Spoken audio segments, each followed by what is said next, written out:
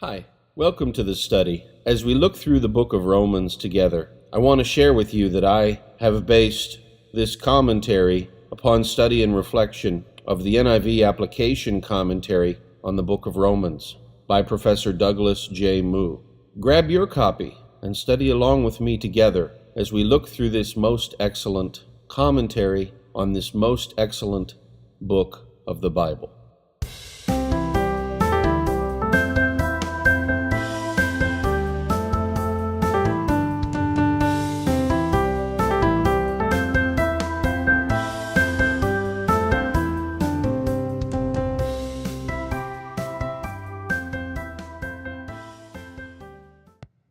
The Decrees of God. An introduction. Let me pose a challenge to you. I am going to give you a chain of reasoning. I will tell you ahead of time that it is an incorrect chain. It is an example of false reasoning. It is not true. But can you tell me why it is not true? Here is the chain of reasoning. 3 statements. Statement A: God is the cause of everything that comes to pass. Statement B: it has come to pass that a person has sinned. Statement C: conclusion: therefore, God is the cause of that act of sin. So this chain of reasoning is not valid. But can you say why? Pause for a moment if you like, and think about it. Let's leave the answer to this question for a short while, until after we have discussed the topic of causes in more detail. Now, we want to talk about causes because we want to understand why things are the way they are, and what is God's role in things coming to be the way they are.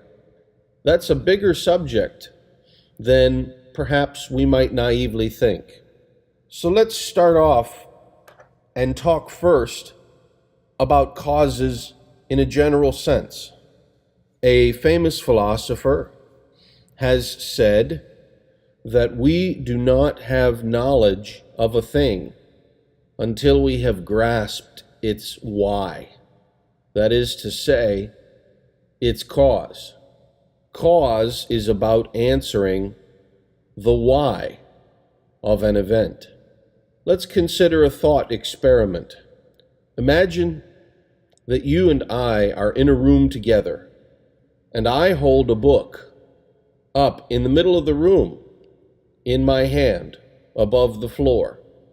I let the book go, and it drops to the floor.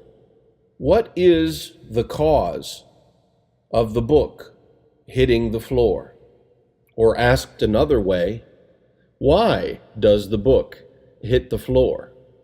It is the search for an explanation.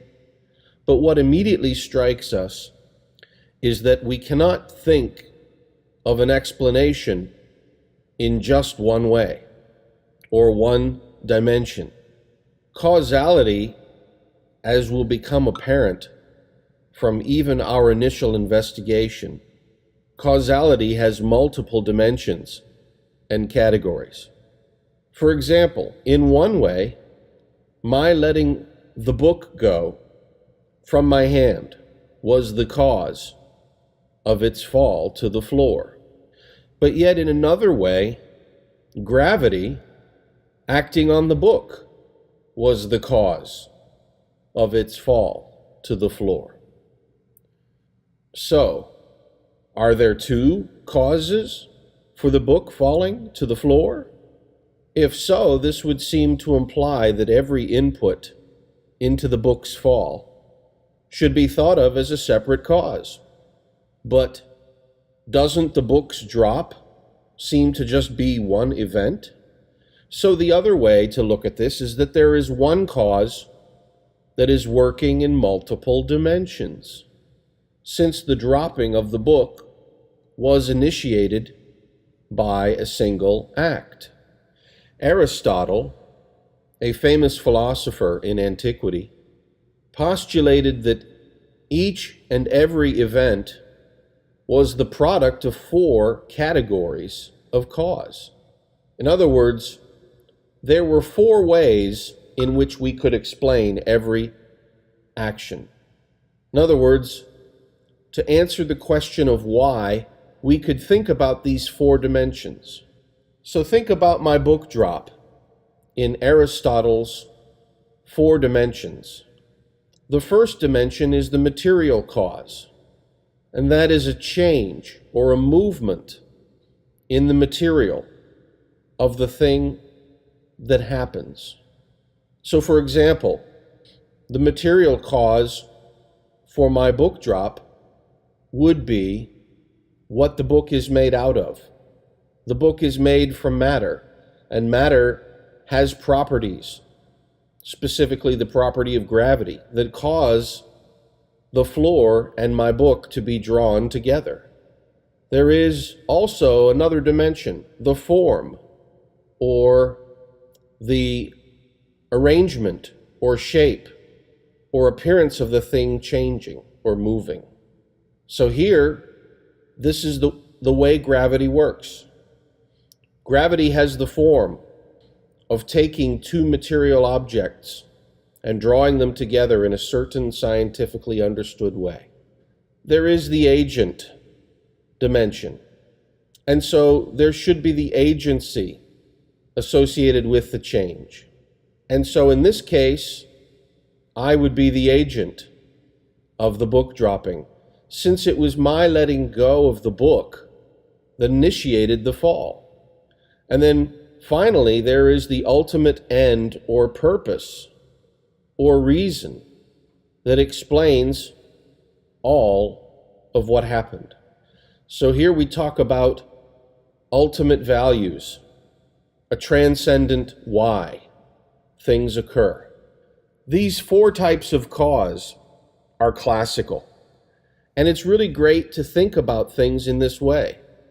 Unfortunately, it is not clear that reality is limited to only these 4 kinds of cause. Instead of the book drop experiment, where we thought about a book falling to the floor, let's consider another example thought experiment, the performance of a play. Anyone who has ever worked to put on a production of a play, like Shakespeare, can tell you that there are many duties that are associated with successfully putting on a play or a performance. Lots of different things need to happen, and each of them must happen in their proper order for the production to occur. So, for example, the author or the playwright must first write the play, create a script.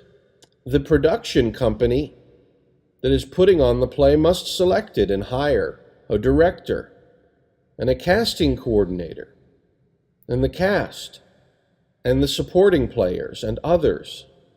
Also, the actors must perform the production following the script, and they must do so with the help of supporting personnel who supply things like music and costumes or props, etc. So, what is the cause of last night's performance of the play? It seems difficult, if not impossible, to use Aristotle's classic 4 causes to adequately describe all of the complexity of why. In fact, this is the general problem. To this date, there has been no successful philosophy of causality set forth by any human philosopher. The answer to the question of why, in the general sense, is larger than any one single philosophical theory. No one has successfully come up with a single, simple, easy answer to explain the why all things happen. Let's now go back to our example from the beginning. Premise A: God is the cause of everything that comes to pass. B: it has come to pass that a person has sinned. C: therefore, God is the cause of that act of sin. Why now is this chain of reasoning incorrect? It is wrong because it fails to adequately address the complexity of why. An event happens for more than one reason and in more than one dimension or category, and no single simple theory explains it. So the conclusion of Proposition C is incorrect as commonly understood, because an event may have multiple dimensions of cause. The why behind it is not merely limited to God. Just as there were more than one kind of explanation for why my book dropped, and more than one explanation for why the play was performed last night, it is true that the Scriptures teach that God is the cause of everything that comes to pass. There is some way in which He is a part of everything that ever happens in reality. But that does not exclude other reasons why a thing happens. So the reasoning of statements A through C is not a valid chain of reasoning. Well, what's the point? What does this have to do with theology and the Bible? Well, in examining the decrees of God, when we start to ask the question, why did God design a thing? Why did God purpose the events that have come to pass in history? What is the explanation for the actions of people and the actions of objects in reality? We have to understand that it's a categorical error to compress all of the richness of why into one final cause. So doing so makes God the author of every single thing that comes to pass. And that's not what the Scriptures testify to. God is present in every act, in every event in history, and God is in an important way a part of every single action and activity. But it's not fair to say that He's the only one. And it's not fair to say that because He is a part of every action, that we can ignore ideas like human responsibility and the independent agency of objects and things. So when we read our Bibles and we want to understand the decrees of God, we have to keep this in consideration.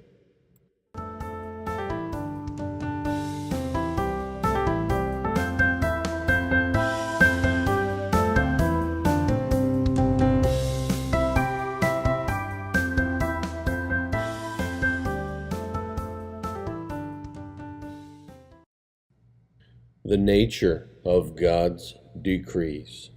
Earlier in this episode, we've spent a lot of time talking about the causes associated with things that happen, with events, with history.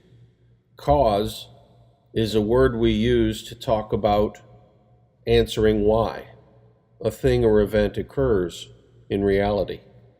As we've examined, there is no one single, simple, easy way to explain or account for why in general. But we can still talk about why to some meaningful and real degree. We can ask the Bible about its why. Why does God unfold the plan of salvation in history the way that he does? What are the reasons that explain why people are the way they are and why God acted the way that he acted? The Bible gives us tremendous insight into God's mind here. The creator of the universe desires to share his thinking with us. He desires for us to have some limited understanding that he does things for a reason, for a purpose. The study of the book of Romans is a great help to the believer. God opens up so much of what he means to communicate to us in this book. So, in asking why, it is useful to talk about the decrees of God. What are the decrees? They are the actions that initiate the events in history and in reality. They are the fiat, or the impetus, or the acts that starts all the other acts. So what is the organizing principle of reality? The truth is that God created the world with a purpose in mind, and he tells us what that purpose is. God created the world and history and the people in it in order to dispense a final outcome of either justice or a final outcome of mercy to people. Every person who has ever lived, we find out in the Bible and in the book of Romans, has one of two possible eternal destinies: to receive the divine justice or to receive the divine mercy. All of humankind will ultimately fit into one of those two categories. Reality is what God has caused it to be. Yet God is not the only agent acting in reality. He's not the only actor to be referenced in explaining why the events of history have come about the way that they have. Yet, everything comes together in a final destiny or disposition that God plays a crucial part in. We will see in Romans chapter 9 that God's response in history to the human condition is in one of two ways. Reading from Romans chapter 9. For he says to Moses, I will have mercy on whom I will have mercy, and I will have compassion on whom I will have compassion. It does not, therefore, depend on human desire or effort, but on God's mercy. For Scripture says to Pharaoh, I raised you up for this very purpose, that I might display my power in you, and that my name might be proclaimed in all the earth. Therefore God has mercy on whom he wants to have mercy, and he hardens whom he wants to harden. God responds to the evil and sin and wickedness of humankind in one of two ways. To some, God brings a governing judgment and divine penalty. To others, God brings mercy and compassion and pardon. This is the centerpiece to understanding the plan of salvation and the Bible. If you get this right in your mind, even though some things will still be beyond your explaining and understanding, the rest of the Holy Scriptures will generally fall into a right and good place in your reasoning. However, if you get this principle wrong or misunderstand it, much of the Bible will remain irreconcilable and difficult to make sense of in the manner that God intends. This is one of the most important decrees of God. He created reality in order to demonstrate both His justice and His mercy in the eternal lives and destinies of people. To some, justice. To others, mercy and compassion. There is so much more to discuss. God has so much more to say to us in His holy word. But begin with this starting point, and you will understand the mind of God in the way that He desires for you and I to have a knowledge. Such a knowledge is too high and wonderful for me to appreciate. I am astonished to have such a wonderful wisdom and to know about these good, clean, and godly things. May God help me to keep my thoughts correct and pure.